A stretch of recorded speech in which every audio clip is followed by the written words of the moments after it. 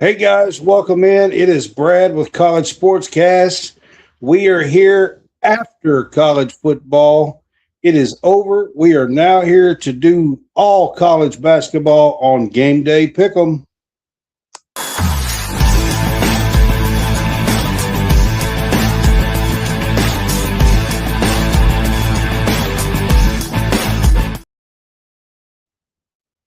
Welcome in, guys. It is Brad with College SportsCast. We are here to do our Game Day Pick'em show, and it is season 4, week 22.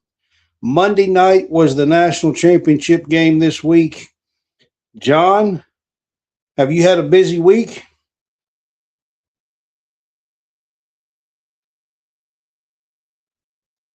Cat has got John's tongue.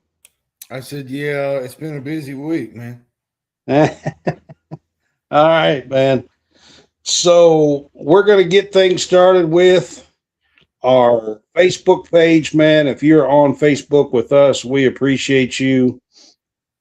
We are growing and growing. We are getting closer and closer to 8,000 on Facebook. Click that subscribe button, man. It's just 99 cents a month. We appreciate you and we appreciate your follow. But for 99 cents a month, man, I have been posting quite a bit of updates. If you're a Kentucky fan, been posting quite a bit of updates on the recruiting trail for Coach Stein and lots of other stuff. We're on there for every game day in our chat, and just trying to post a bunch of updates that we can. And like I said, guys, it's only 99 cents a month.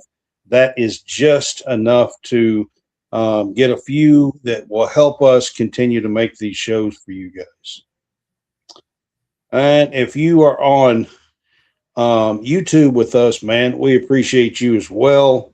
Man, YouTube is growing. We're getting closer and closer to 750 on YouTube as well. So I want to shout them out. Our YouTube is growing too. I think we're at 742 or 743, something like that on YouTube. So we appreciate you. Hit that like and subscribe on both YouTube and on Facebook. All right, John, Monday night was the championship game. And we did a 4-hour-long live stream Monday night, John. And John did not go to sleep this time. No, I was awake.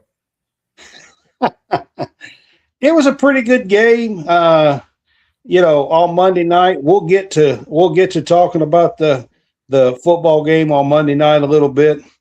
Let me get to see. We got Josh Hart on here with us.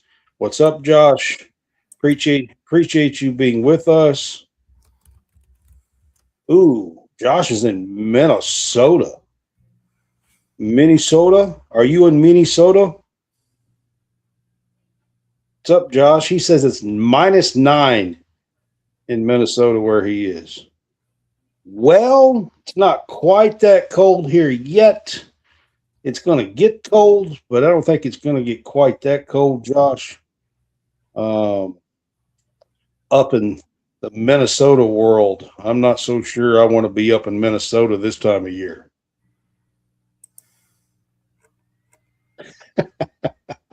I mean, I'm just saying.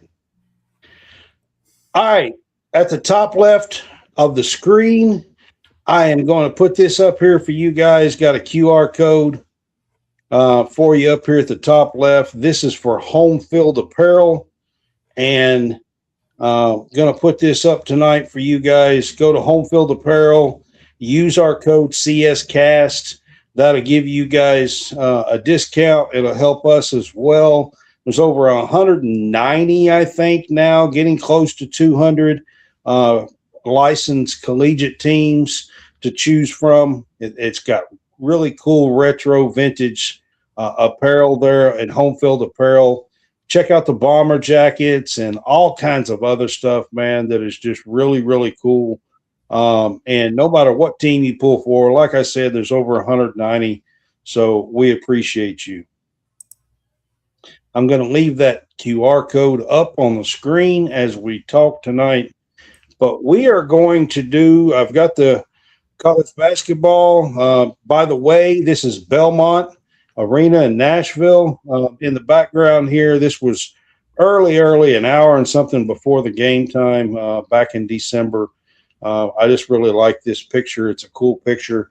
Basketball in the background. If you know where Belmont and Nashville is, that's what's behind us in the picture tonight.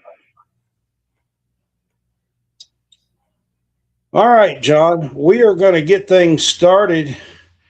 I want to talk about a couple of the hot topics as we go here. We're going to get things started with the whole Alabama. The judge allows Charles Badinko to play tomorrow in the game. Bediako. Oh, Bediako. I'm sorry. I got his name wrong, but yes, you're right. I was thinking of another kid, but yes, you're right. This is a guy. He played in 2023 with Brandon Miller. And I want to get through a few things here. This kid gave up his eligibility and went pro, did not get drafted, signed a two-way contract, has been out of the college game since 2023, has played in over 50 to 75 G League games. I do not believe he has ever dressed in a NBA game. Is that correct? I think so, yeah. I believe that's correct. But a judge has given this guy a temporary restraining order until January 27th. And right now, a judge in Tuscaloosa is going beyond the NCAA rules and saying that this kid can play temporarily until this hearing on January 27th. Having said that, John, Nate Oates has come out and said that he's going to play, may even start tomorrow against Tennessee. What's your initial thoughts on all this? It's a mess. Let's be honest. It's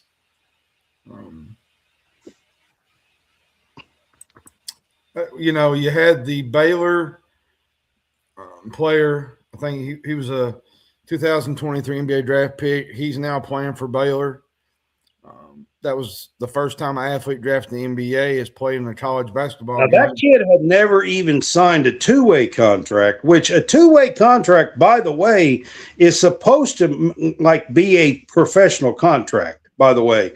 The NCAA has rules that states that is a professional contract, by the way.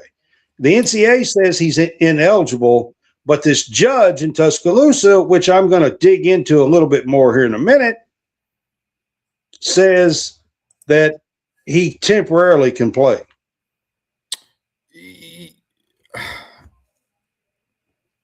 I don't know really, Brad, what to do. The landscape of college basketball is at a boiling point right now, okay?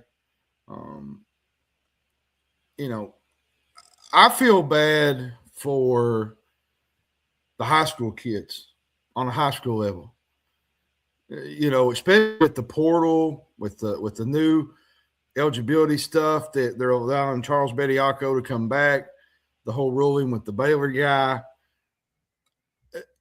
College kids, not college kids, high school kids, to me, are going to be left behind when it comes to all this. That's cool about the Belmont Gym. That is the I don't know the exact name of the arena, but that's Belmont. This game, Brad, is changing really fast, and it's evolving so quickly. Here's the thing. If a player can maintain his eligibility after being drafted, I feel like players will be more valuable, but there has to be a rule that there has to be some kind of guardrail. We talked about this the other day, the whole Ole Miss thing with the quarterback. Trinidad, Chambliss. Some of this is going to go to court. No, man. Like, seriously, I'll be honest with you, John. Legal battles. I don't really care what this judge said, to be honest with you. If you've got rules in place, you're going to have to try to do everything you can to stand your ground and abide by your rules.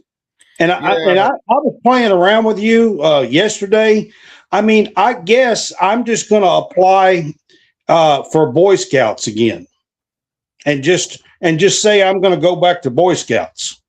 I don't care if I'm 51 or not. I mean, I'm going to apply for Boy Scouts again and take it to the court. And I'm going to see if a judge will give me a temporary restraining order to go to a den for Boy Scouts or something. I mean, the world we live in is absolutely asinine, to be honest with you.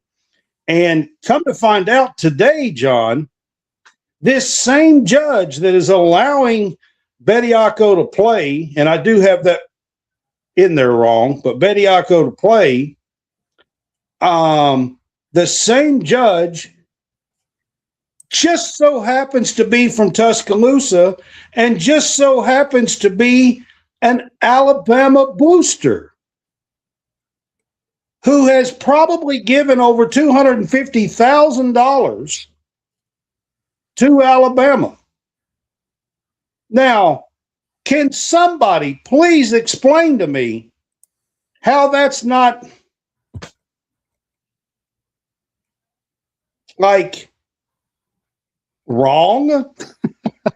I mean, here's the thing. He's an Alabama booster. And then on top of that, John, today, Nate Oates, or yesterday, Nate Oates, yesterday and today, Nate Oates comes out at the press conference and he says, well, what am I supposed to do? This judge says that he can play and Charles wants to play. And what am I supposed to do? Here you go, Nate Oates. I'm going to give you a real good tip, okay? What you're supposed to do is you're supposed to follow the NCAA rules. I don't give two shits that you're coaching for Alabama. Alabama plays in the NCAA. And what you're supposed to do is you're supposed to follow the damn rules. I don't care what this judge said. You're supposed to follow the rules. And here's what I would do if I was the NCAA. If you don't follow rules, this game don't count. I don't care if you get the win, it'll be stripped. I don't care if you're talking about going to the NCAA tournament, this game won't count. If Bediako plays, this game won't count. You got to stand your ground and have some kind of moral compass. That's what you're supposed to do, Nate Oates. And that's the way I feel about it.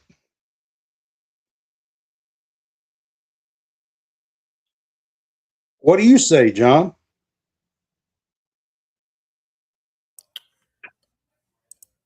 There needs to be a change, which they did with the portal, the men's and women's. I mean, the problem is nobody wants to stand their ground, John. You can make 1,000 changes, but if nobody's going to stand their ground and say, this is our rules, the Boy Scout has rules. What, 12 years old? You can't be in the Boy Scouts anymore. So you're telling me if a 17-year-old wants to take the Boy Scouts to darn court, that the court can award him a temporary restraining order to get back in the damn Boy Scouts? I mean, I mean, it's the dumbest shit, honestly. Well, the sport has changed dramatically. Listen, John Calipari had some really interesting things about the rules. Everybody has their thoughts. I was talking about, like, he said, he was talking about how they was not recruiting any freshmen. And he was talking about where that's where we should be as an organization, as a profession, being transformational for young people. Yeah, but the problem here, John, four is times. you Now got people encourage them to transfer because they benefit from transferring. You got people here that a young person stay and learn and grow at the same place.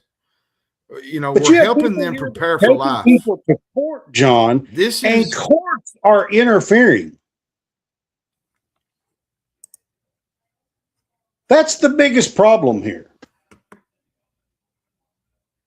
Is that courts are interfering. If they would stay the hell out of it. Here's the rule. I feel the rule, if you put your name in the draft, you're gone. There. Whether you get drafted or not, you can't play any ball. Pull your name out in time, you're gone. Well, here's the problem, Brad. Every time this happens, we keep moving the goalpost. No, it's not a we. The Baylor player gets the court systems of it. The kid from Baylor went to court. That's how he got in there.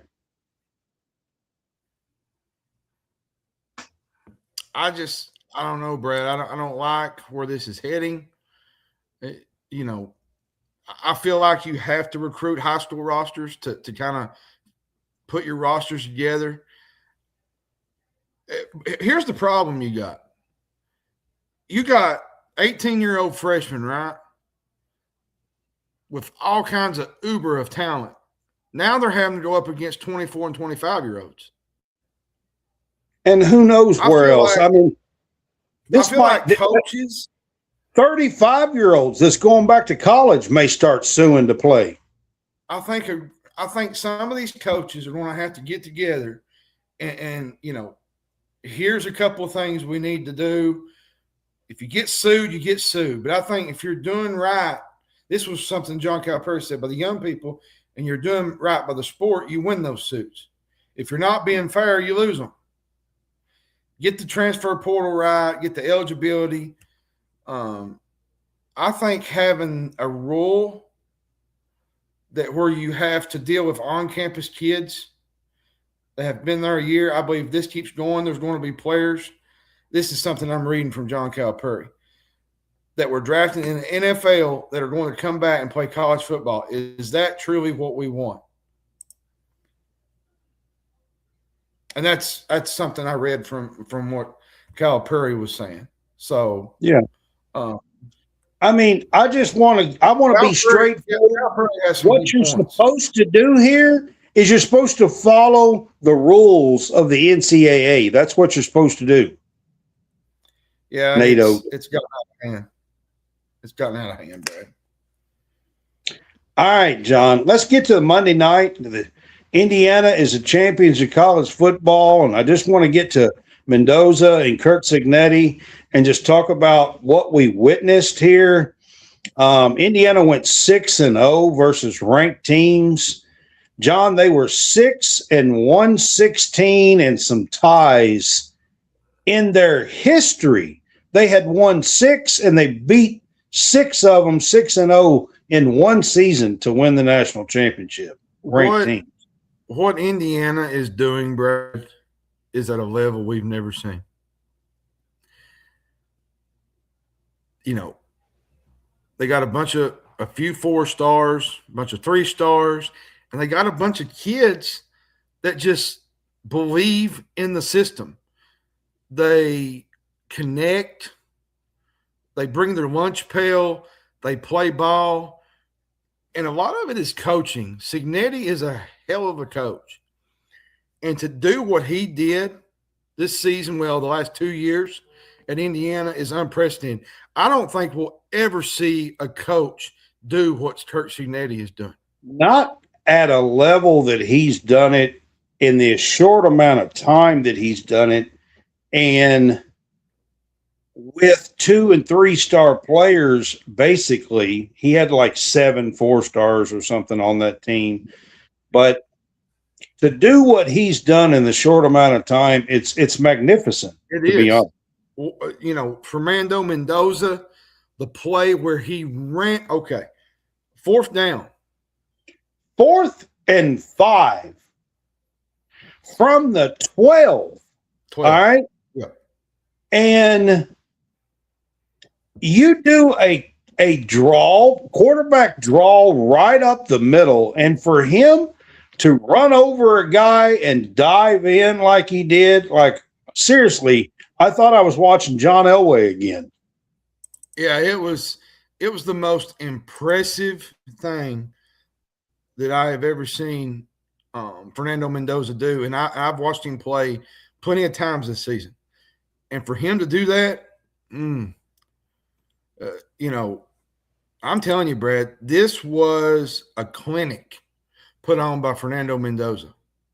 And the one thing I want to say, me and you talked about this earlier, like there's not enough people talking about it after Monday night. It's kind of been quiet. It has.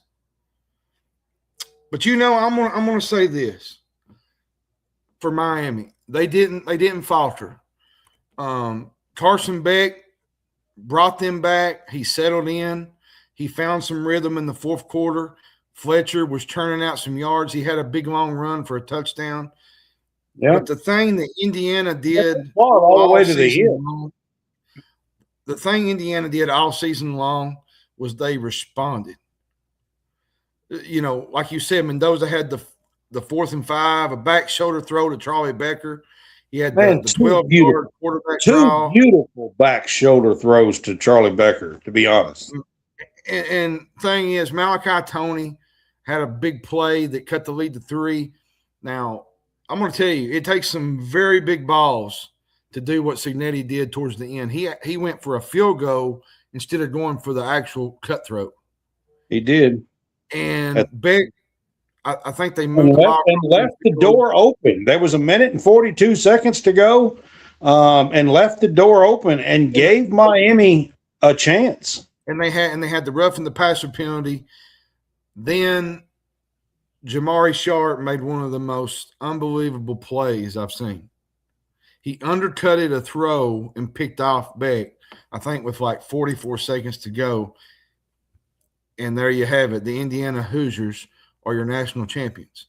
And I'm going to say this, Brett. If this was any other team, if this was Georgia, if this was Alabama, if this was Ohio State, you would see a lot more coverage. I'm not a big fan of this. I feel like this Indiana team deserves a little bit of love in the media. Oh, I do too. I don't think they're talking about it near as much on like sports shows, ESPN and things like that. I don't think they're talking about it as much. Now, I have seen Mendoza on the the late night show circuit and doing a few things this week after the championship, but it just seems like it's been pretty quiet on the national front, sports media wise, I think. And I think they deserve a ton of credit. I'm going to tell you what changed the momentum of this game. And that was the block punt. It was 10-7.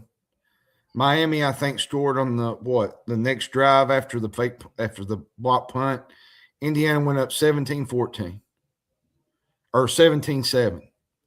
That changed everything about that game. If you don't get that block punt, but Miami still fought and had a chance. You're probably looking at a different game. Yeah. We're supposed to get a ton of snow here. So Wireman's on with us. We are supposed to. He says John's going to build a snowman. Do you want to build a snowman?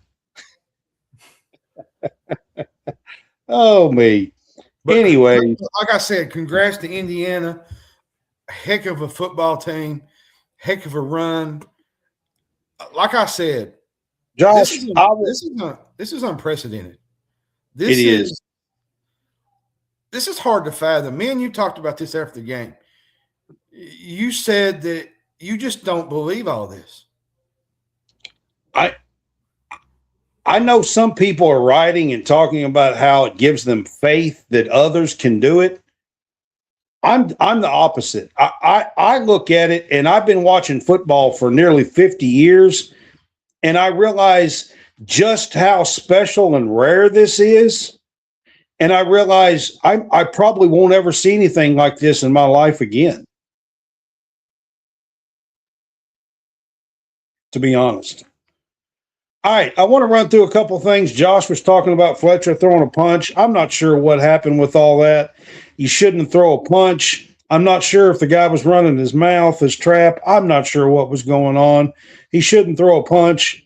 I'm not sure what will happen with that. Carson Beck in the pros.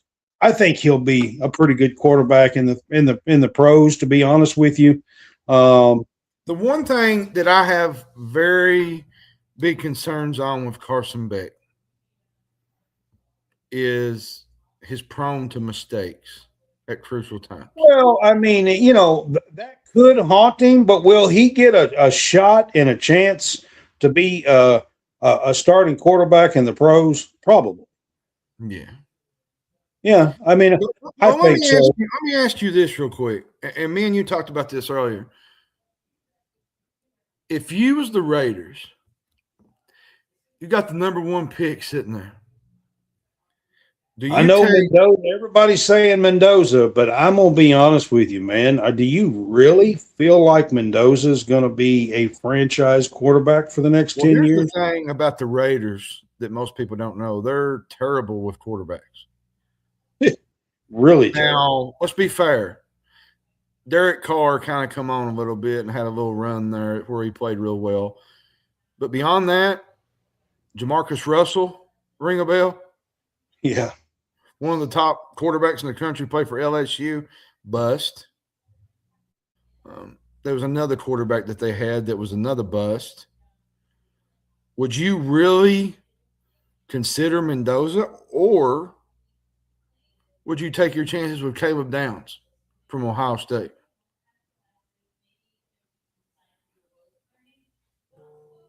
So I'm not sure where I would go with that direction. Listen, I don't know. It's early. I mean, the draft's not until April. He's tough. He's hard-nosed. He plays the game the right way. Seems like a really good kid from his interviews. Me and Brad talked about this. He loves his family. Him and his mom's relationship is really special. Well, I can tell you, John, I'm not sure there's too many quarterbacks better than in the playoffs, at least on that back shoulder throw. Like, he was flawless almost. And that's where I wanted to get with that. Where's the love for Charlie Becker? Man, Becker those 2 catches were that ain't even that game. Becker has done that all season. Those back shoulder throws. He has come up with catch after catch after catch. This Indiana team just knows first. How to win. They know how to win. Indiana. Signetti said to Google him, he knows how to win. And I win. Google me. He proved it on the national stage. So congrats to Indiana. All right, John, I got a couple more. Dabo Swinney went scorched earth tonight on Pete Golding and Ole Miss. If you haven't seen it, like, he goes full on detail, quotes, everything else on full-fledged tampering, blatant tampering by Pete Golding and Ole Miss to get a linebacker from Clemson who was in class, offering him $1 million, up the ante, ask him what the buyout was. He was signed with Clemson already for the 2026 year.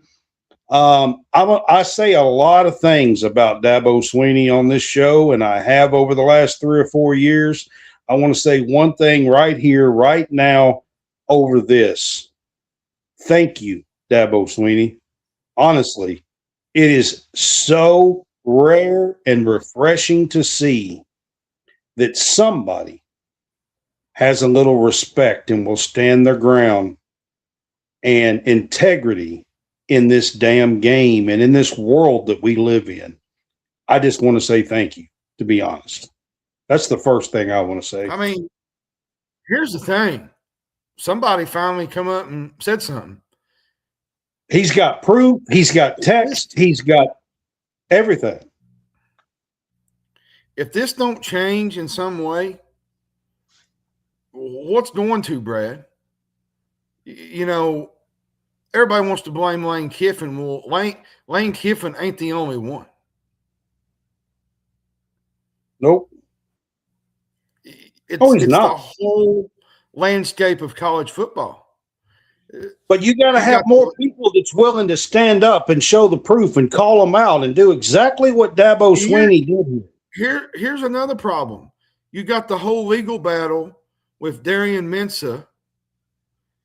It feels like you got this crap going on with Trinidad Chambliss. We have a major infection of college athletics. And if it don't get fixed right now, when a kid is not in the damn portal and already signed for the year with the team, if you can't enforce those rules, y'all need to quit while you're ahead. Just quit. They have to form some kind of something that will stand their ground and follow their rules. Well, and then you have people say, well, get with the times. John, I'll tell you what's wrong with that right now. If you're just going to get with the times and join them, then you best be watching your back, because somebody's coming after to do the same shit to you. I promise. Here's another thing. And, you know, I wanted to bring this up. You had we talked about Charles Bediako, right? Well, now you kind of got Kentucky diving into the dink pay, the G League kid, which he would not be a recruit for this year. It would be for next year. Somewhere the line has to be drawn in the sand on these G League players being able to come back to college. It's called standing your ground on rules. Just like with this tampering crap. I am so happy to see a coach with some integrity and is going to call them out. He said, it's not happening on my watch. Here's where you got it. I'm going to give you an example of tampering. Okay. You just got done finished playing a playoff game. Let's just give an example, right? There's no word of you entering the portal. None. You get a coach to call you. Hey, you think maybe, you know, you can come into the portal or maybe make a move and come play for us. And then all of a sudden you swing a guy, a couple of days later, he jumps into the portal. We've seen it firsthand. I feel like Jordan. Here, I'm going to just say it. I feel like Jordan Seaton, the kid from Colorado, was another one. Yeah. No idea that he was entering the portal, and at the last minute, he puts himself in. He was. And all of this is about with kids who are not in the portal. And I got a question for you. All these NIL and revenue share and the House versus NCAA and the settlement and all this stuff, if you're going to give revenue share and the schools are going to pay these things and you're going to sign contracts, what damn good does it do to sign a contract for a revenue share if some other school's just going to come around and say, oh, what's the buyout? And I got another question for you, John. If I play for the Philadelphia Phillies and I'm under a 3-year contract, let's just call it 3 years and, I don't know, $90 million, okay? If the Yankees come call and say, hey, what's your buyout? We're going to bring you to the Yankees, or the Dodgers come calling and say, what's your buyout? We're just going to pay it. Do they allow that shit to happen? If you're under contract, what's the purpose of signing a damn contract if you can't hold them to it? You know what my mom always used to say growing up? Your word is your bond. Loyalty. You got to have a little bit of integrity, son. I'm telling you right now. I don't care who you are, where you are. If you don't hold some kind of integrity, I'm telling you right now, somebody's going to get one on you. Here's my thing as we move on to game day pick'ems. My biggest problem, Brad, we're going down a dark hole with college athletics. Here's another example. I talked about this before we got on here. Say, for instance, Mark Pope says, hey, let's call Oscar Sheboy. He had a 2-day contract for the Pacers. He played for the Jazz too. Let's just call him up and bring him back to Lexington and put him on the team and let him play Saturday against Ole Miss. It don't matter about us calling him up. It's about him hiring a lawyer and taking it to court. That's what's going on. And then nobody wants to stand their ground. That's really what it has to do. The thing is, we've turned college sports into a pro league, and some of the pros are not even. Some even the pros are not even doing. They're not even doing what the pro. Okay, for instance, I'll give you an example. Like you said with the Phillies and the Dodgers. Yeah, they signed that contract. The Dodgers can't just call them up and say, "Oh, we're going to buy that out." Let's just do this. Let's look at the example behind with Kyle Tucker, for instance, for the Dodgers. He signed a big record deal. You think after he signs that somebody's going to come along and say, hey, we're the Cubs. We're going to buy him out. Double that. We'll just double that.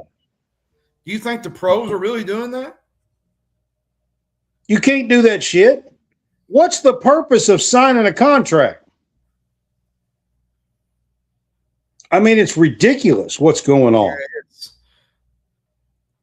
Now, one other thing, it was announced today, it is going to stay at 12 teams for 2026 season, 2026-27 for next year.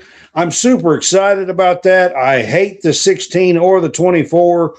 I love the 12, to be honest with you. There is some new automatic qualifiers that I'm not too thrilled about.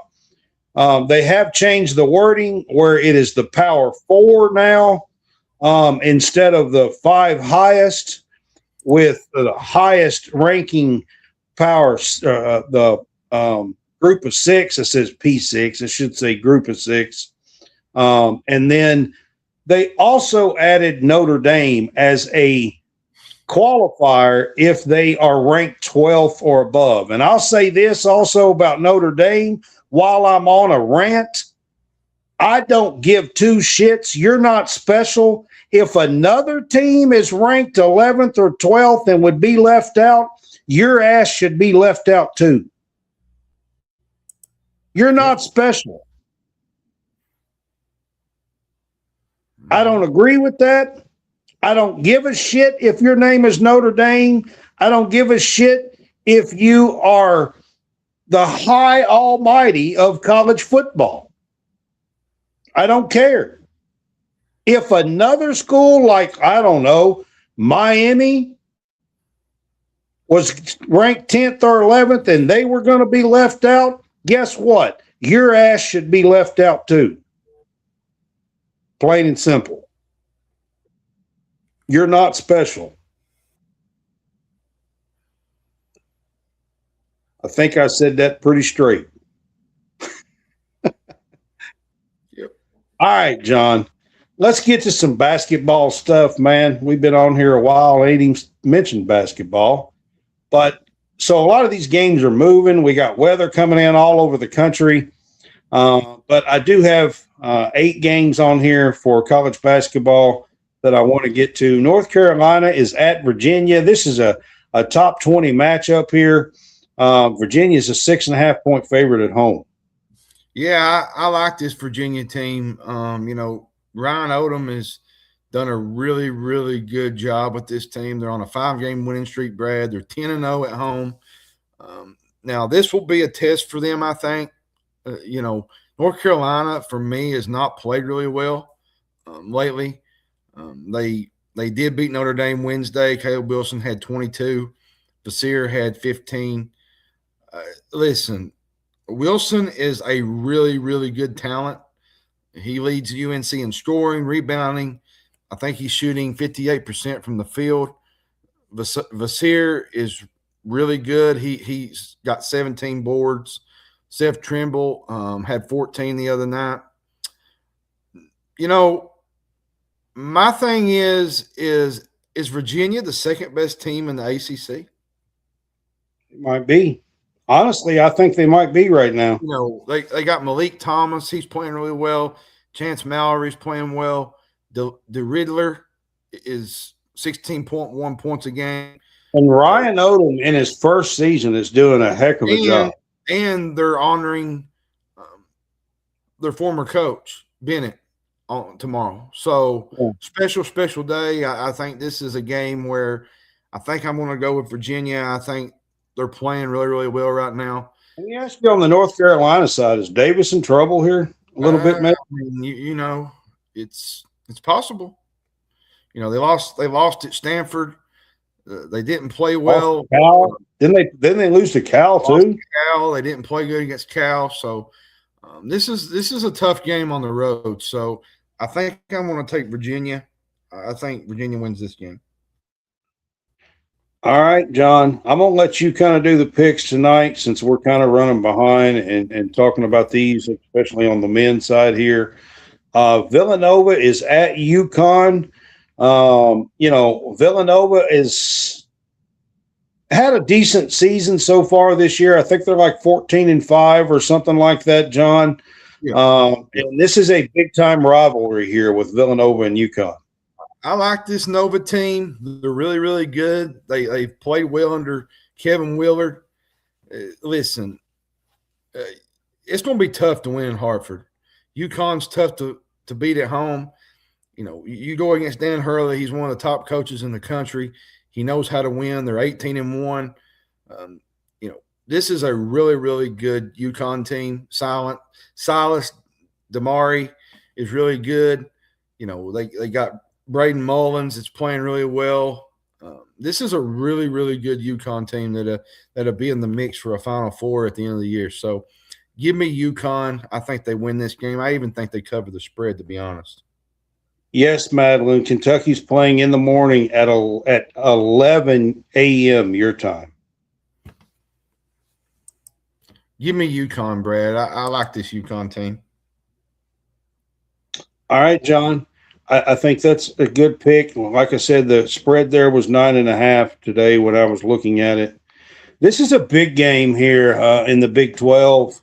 Houston is at Texas Tech, and Houston's actually a 2.5-point favorite on the road.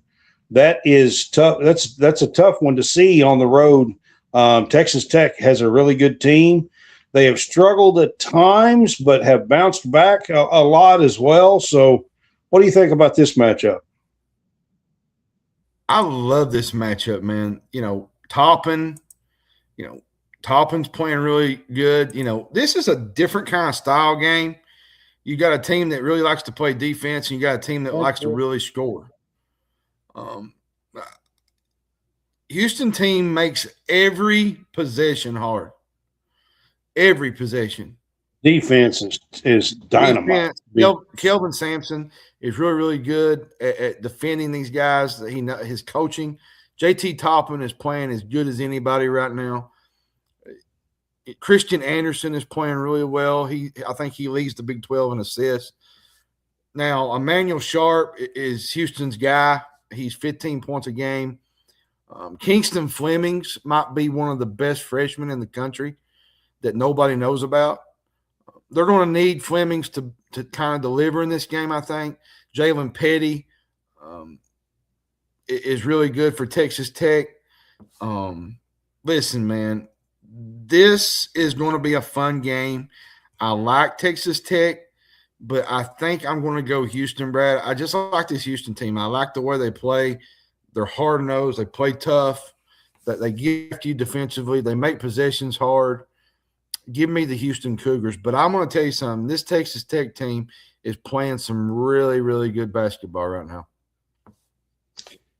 Man, I really like JT Toppin here. So if I was going to pick one, I do. I think JT Toppin is probably here at one of the home. better I think the Red Raiders might pull this one out tomorrow, to be honest, especially since this game is at home for them.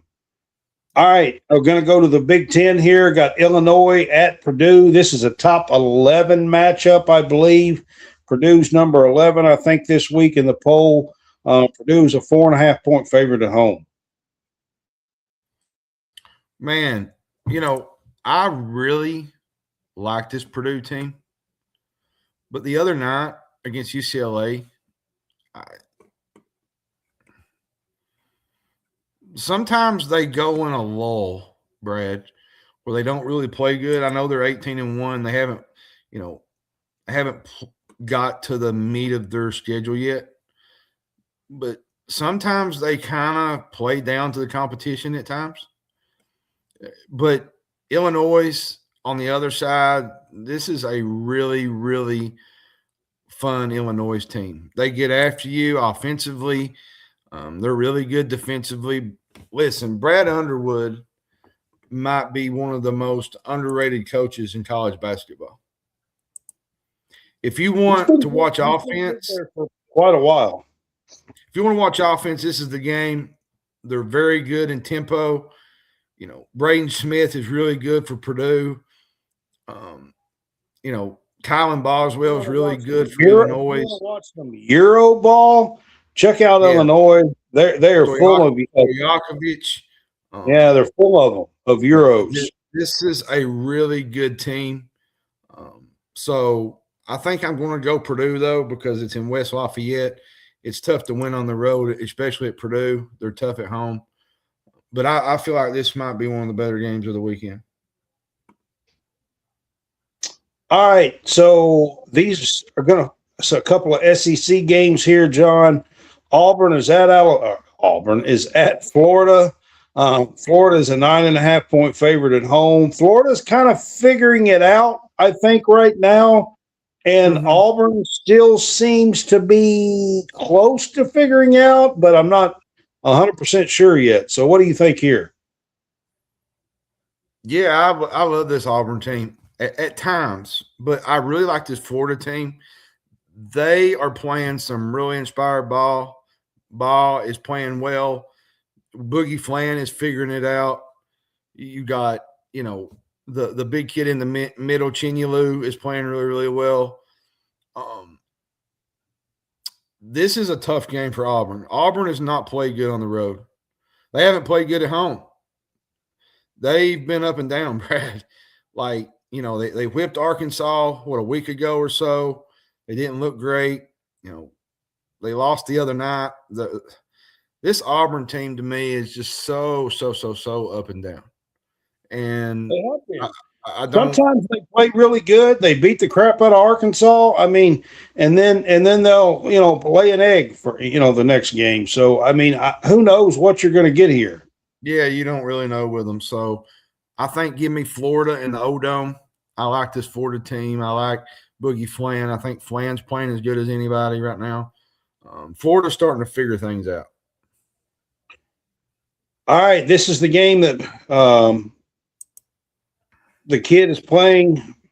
Bediako is playing, probably playing. Tennessee is at Alabama. Alabama's a 3.5-point favorite at home. And Alabama's kind of struggled lately. Somewhere Alabama's going to get burnt. They've had to dig out of holes, double digits. If this keeps up, they're going to drop a game. Tennessee has been known to play Alabama really good in the past. They've won 4 straight. I feel like Tennessee wins this game, Brad. They didn't play good against Kentucky last week. Wireman. I'll be honest with you, Brad. I know this is at Alabama, but I'll be honest. I like this Tennessee team. I mean, they choked the game away last weekend against Kentucky. I feel like they're going to be playing kind of for something because Tennessee loses this game, Brad. There might be some talk of them missing the tournament. Did they miss the tournament? I mean, good question. So, I mean, it could be some talk. I don't think they will. I don't think they will. Now they might not get it. They might not get a good seed. He makes Will Reed look like a decision. A deacon. Oh, a deacon. I'm sorry. It does say. Give me Tennessee, Brad. I like this Tennessee team. I still feel like they're good. Ament's good. Gillespie's really good. When Gillespie is going, I think he can be as good as anybody. I think he's hurt them in the past few games. He hurt them against Kentucky with some turnovers. But when he's rolling and he's playing good, I think this Tennessee team can be really good. All right, man. We'll take your word for it. Is that your SportsCast on YouTube? What's that? That says at followers. Yeah, probably. Yeah, yeah, that's me. Yeah, I figured that was you. The at followers. Yeah, I do think Tennessee wins this game tomorrow. I do. The whole country will be cheering for Tennessee. Now, I don't know about that. Okay, I've said what I said, and I've said my piece. I don't know about that, Wireman. I'm just saying. All right, Virginia Tech is at Louisville. Virginia Tech has played a little bit better than I think most people think. I think they're like 14-5 or something like that on the season, somewhere around there. 14-5, I believe, if I'm not mistaken. Louisville's at home, 11.5 point favorite, John. Yeah, is Michael Brown ever going to come back? I don't know. Is Jaden Quain's going to come back? I don't know. I mean, we're talking about top 10 talents here. I don't know. At some point, Louisville at times. I'll definitely be cheering for that. At times, Louisville plays really, really well, Brad. And then there's moments where, the Virginia game, they looked out of sync. Injuries have been really dealt with Louisville. Wireman was trying to get me on that Tennessee thing, by the way. They got Ryan Conwell. I think he's really good. Hadley's playing really good. They got Isaac McNeely. That's a really good player for them. Listen, this Hokie team is playing really good, Brad. They have been playing really well. They played really good. Ben Hammond has played real well. They got Amani Hansberry that is really, really good. This team, they're just uber talented at times, but then there's certain games where, like, they barely won at Syracuse. I think they trailed at halftime. They rallied to win the game. I just don't think they go to Louisville and win this game, though. Even without Michael Brown, this is a tough game for them, I think. I mean, I could see them covering 11.5, maybe. Yeah, maybe the 11.5. I could possibly see that, but yeah. Other than that, I don't think they win on the road. All right, John. Last game for the men's side here. Things real quick. Ole Miss is at Kentucky. They did move this game up an hour. Madeline, you were asking about it. It was supposed to be at noon Eastern. It's now 11 Eastern in the morning. This game is, so it's going to be bright and early. A lot of games are being moved up. A lot of SEC games are getting moved up. There's a lot of them that's being moved up. But Kentucky was one of them. They moved it up an hour because of the snowstorm that's headed to Kentucky, all over the country, to be honest with you, tomorrow. So Kentucky's a 9.5 point favorite here, John. They will be without Cam Williams, without Jaden Quaintance, without Jalen Lowe. I mean, Lord have mercy. Is there anybody left to dress? That's what I got to say. I mean, they might have to put me and you out there, to be honest. I mean, is Zach Toe and Walker Horn starting tomorrow or what? I mean, it's a possibility. I mean, I'm just saying, Lord have mercy. You know what's so funny? Trent Noah's had an ankle injury. I mean, good grief. What are they? What are they eating up there? I mean, is it something in the water? You know what's kind of fun about this game? Travis Perry's coming home. Travis Perry is coming back tomorrow. He is, and I'm kind of interested. I'm kind of interested to see how the fans treat him, honestly, because the way he left, went to Ole Miss. I mean, he kind of left. I'm just at the last hour. To be quite honest with you, last year he waited and waited and waited and waited, and to be like literally almost like at the last hour, he decided to put his name in and just surprise everybody. Mm-hmm. It was kind of a shocker.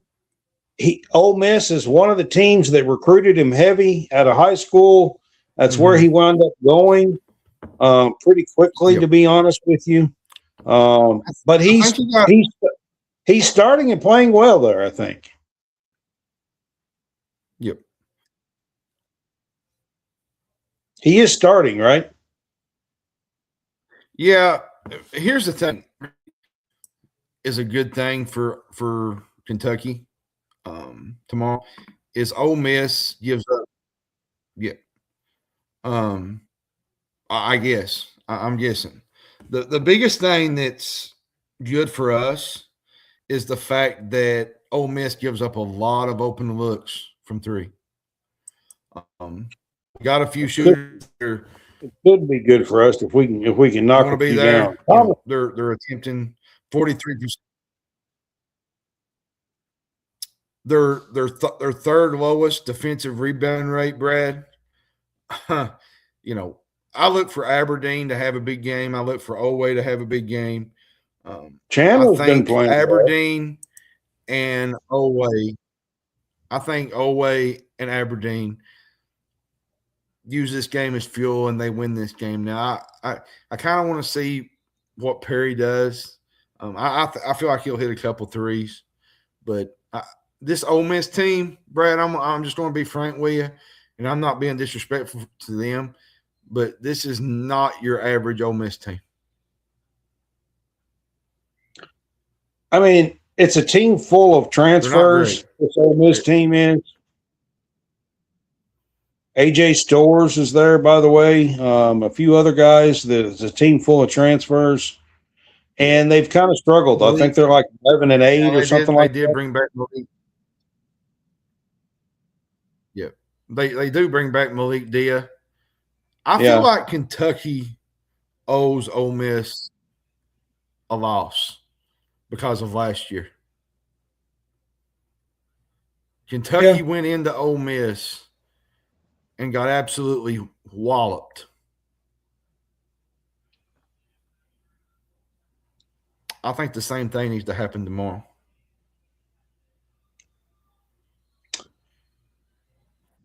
I just worry about all the injuries that's going on, to be quite honest with you. I was making jokes about it. But I'm going to be honest with you, man. When you start losing that many players and you're down that many players, like, it does affect you. Like, not just like the game, but I think mentally it starts becoming something for the team, the whole team, to overcome mentally.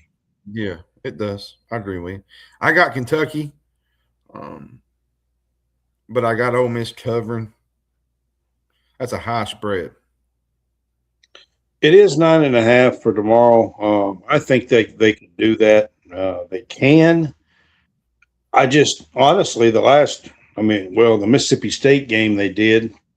But outside of that, I mean, you go back and look at the last, seems like 12 games. It's been like within a 10-point score, I would think, except for that one.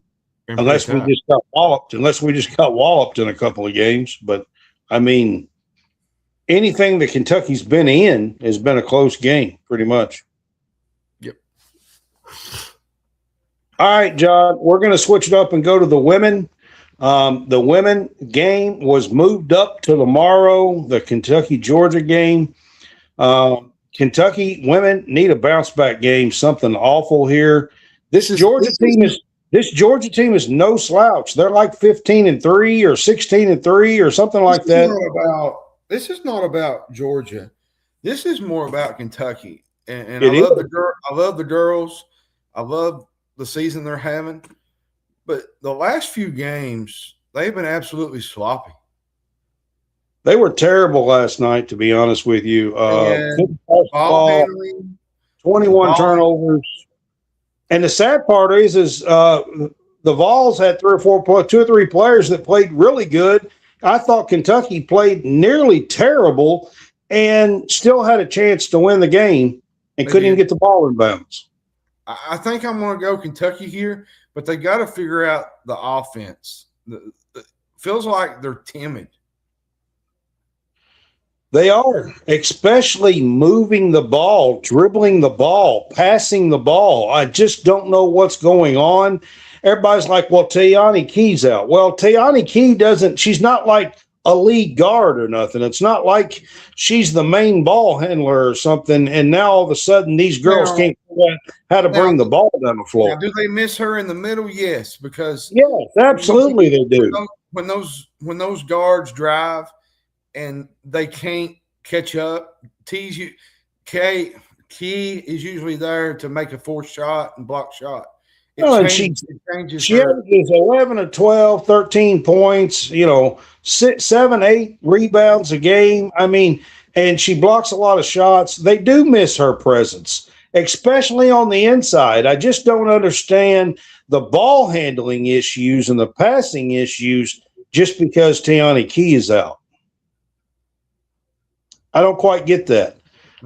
They better figure it out tomorrow. They cannot let the Bulldogs go in here and beat them at home, especially coming off of this loss. To be quite honest with you, the girls have lost 3 out of 5, I believe, if I'm not mistaken. And they really need a home win here tomorrow to get things back right.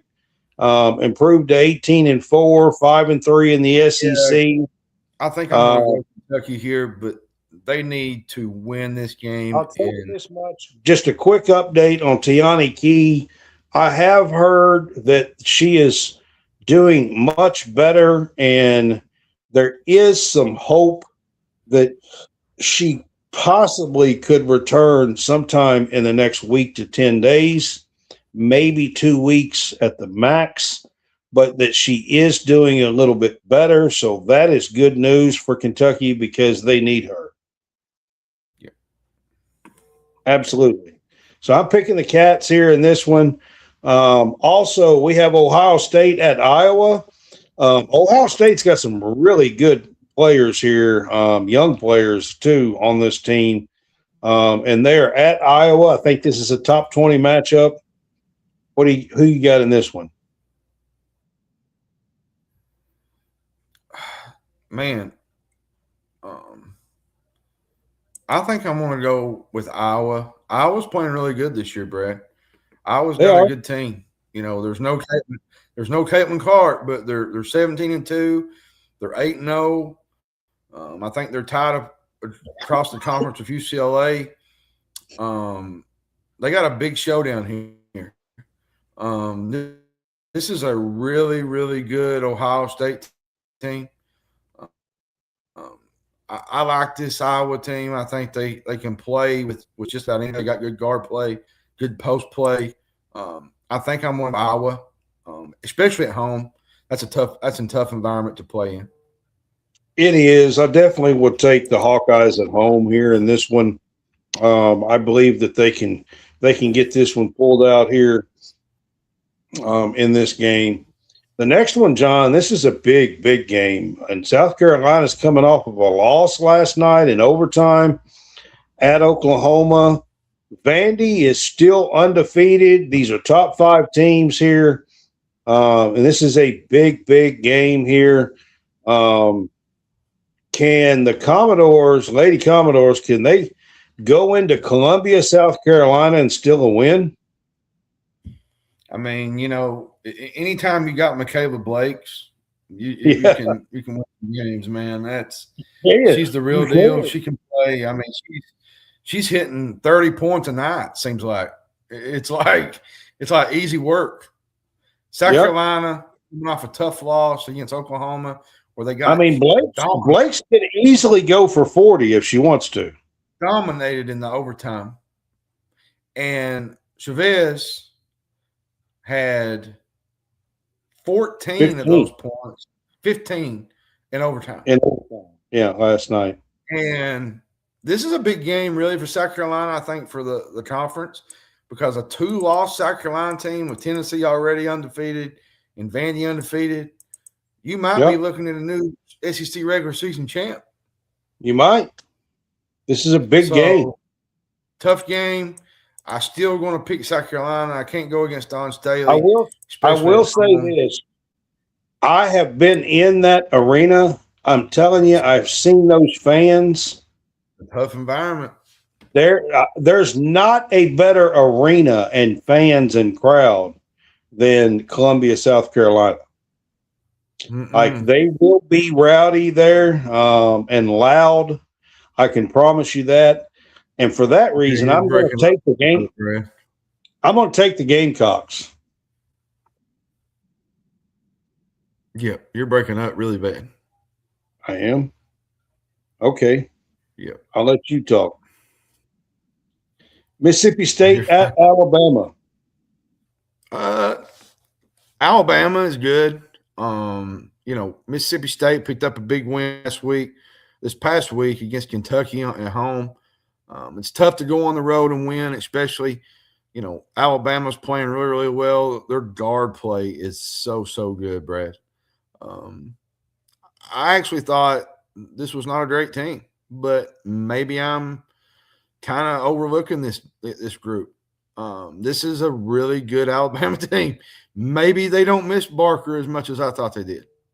So, I guess the egg on the face looks like I'm dealing with it. So, give me Alabama at home. I like them at home. Mississippi State is playing much better this year. Purcell is a really good coach. I think he's going to get them there. But I think I'm going to take the Tide at home. I like this Tide team. I think they're really, really good, Brad. All right, John, coming off of that win last night over Kentucky, Tennessee goes on the road at Ole Miss.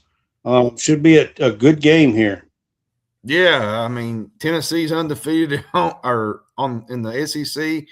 They're looking for what, 7-0, 8-0? Yeah, 7, I think. Man, I don't know about this Tennessee team. Like, they play close with everybody. I don't know if it's just they haven't played anybody or if it's just I don't know, Brad. The jury's still out on this Tennessee team. Their point guard play, they might have one of the best freshman guards in the country. They got some really good freshmen. They're good. Coach O, oh my goodness. She's good defensively. She's picked up some solid wins this year. She really digged into the portal. She went after McMahon, I think, from Ohio State was a big one for her. I like this Ole Miss team. I like them at home. I think Tennessee suffers their first conference loss this weekend on the road. I like this. Ole Miss at home is tough, especially with Coach O. Yeah, I'm going to take Coach O here. Coach O, I said, yeah. Yeah, Coach O and the Rebs. I'm going to take. I keep calling her Coach O, but either way, Coach O, Coach O. Yo. Yeah.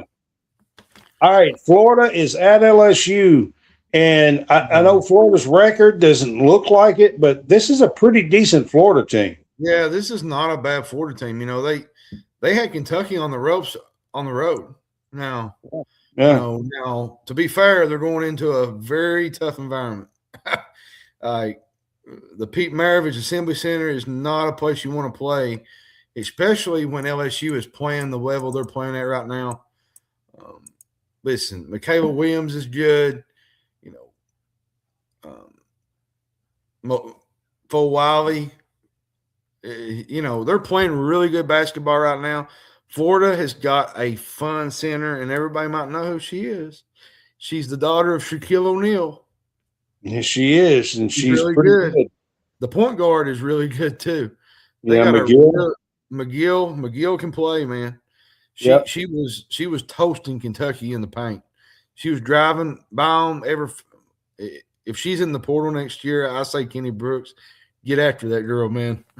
She's tough. But I'm gonna take LSU. They're tough at home.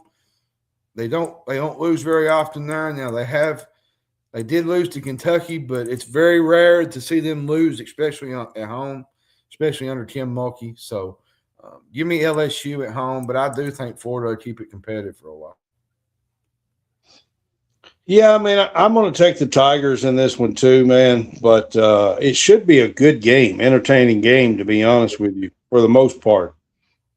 That's it. That's all the games that I have for us tonight. We're going to wrap this up. We done quite a bit here. We've done some topics for a while, and now we've done some college basketball coverage here, College Game Day. We will see you guys on Monday night for a Wildcat Weekly. We skipped a week for the national championship game last week. Pending weather. Yeah, pending weather. Yeah, electricity. It's supposed to be really bad this weekend. So. Pending electricity, I guess. Yeah. Yeah. I got a funny story. So, Brad, I kind of want to end on this on a final, but just a funny story about the weather. So me and Brad was talking earlier today, and I was telling him about how people are well, not really overreacting, just acting crazy at the grocery store. And Brad brought up a point. He was at the grocery store, and he saw a man, I guess, in his, early 60s, and he had seemed like 200, 300 waters. Yeah, a bunch. 300 probably. I don't know. And Brad said, what's he doing? Going to his bunker? He planned on hibernating for 6 weeks or what? Yeah, what? Oh, like it's just a weekend. He had 10 cases of waters. It kind of tickled me. He said, if that's just between you and your wife, there's going to be a lot of bathroom breaks. I thought that was pretty funny, but you better buy some Depends. But all seriousness, though, it's supposed to be really bad this weekend. I pray everybody stays safe. And, I was approved to go to the Ole Miss game, but unfortunately, the weather is supposed to get really bad here in the morning, so I'm not going to be able to get to go. I was supposed to go to the Georgia game for the women, and John was supposed to go to the men's game for Ole Miss, but neither one of us are going to go and fight this weather and try to drive. So the situation is kind of peril right now. So, yeah. Like Wireman said, maybe a snowman's in the cards tomorrow. All right, guys. Y'all wake up. We got 2 games to watch tomorrow. The women's game was moved to right after. By the way, if you are going to Rupp Arena, your ticket will also get you into Memorial to watch the girls play Georgia tomorrow afternoon right after the game. You can leave Rupp, go straight to Memorial. Use that same ticket. It will get you in to watch the girls play it starts at 1:00. So leave immediately, go to Memorial, get in for free, basically, on your ticket from Rupp. By the way, did you see the LSU fans get after you the other day on our Facebook? The Kiffin deal, they got after you a little bit. That's exactly what I was trying to do. Oh, my goodness. I thought that was pretty funny. That's what I was trying to do. Let them come on. You like to stir up the pot, man. I definitely I ain't scared. I ain't scared. Great show, Brad. All right, man. We will see you guys next week. Y'all have a good one and enjoy some basketball this weekend. Yep. Have a good one.